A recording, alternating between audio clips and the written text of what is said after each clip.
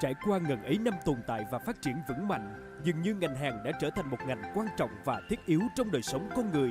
Dù là những vật phẩm nhỏ nhất như vật dụng gia đình đến những công trình quy mô nghìn tỷ thì cũng không thể thiếu sự liên kết dính của ngành hàng.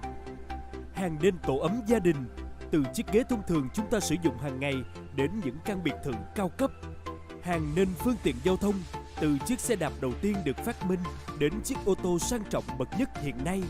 Những công trình chọc trời, công trình điện, công trình giao thông, công trình nhà xưởng, tất cả những công trình này từ giai đoạn nền móng đến giai đoạn hoàn thiện đều không thể thiếu sự liên kết của mối hàng.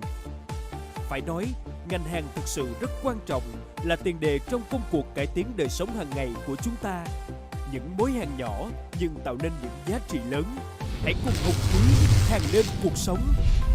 Được thành lập năm 1986, đến nay công ty cơ khí Hồng Ký đã vươn vai phát triển với 3 nhà máy sản xuất: nhà máy sản xuất máy hàng điện tử, nhà máy sản xuất máy chế biến gỗ, động cơ điện, nhà máy sản xuất ống thép, 3 chi nhánh miền Bắc, miền Trung, miền Nam.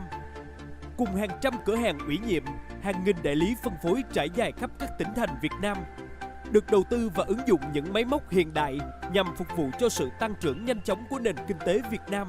Hồng Ký tự hào là đơn vị đầu tiên nghiên cứu, thiết kế, sản xuất và thương mại thành công các máy hàng, máy chế biến gỗ hàng đầu Việt Nam.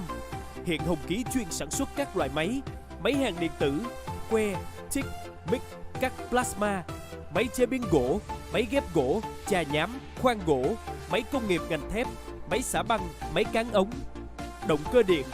Đặc biệt, Hồng Ký đã và đang ứng dụng dây chuyền sản xuất bo SMT của Panasonic 2018. Đây là công nghệ phục vụ sản xuất máy hàng tiên tiến, hiện đại bậc nhất hiện nay.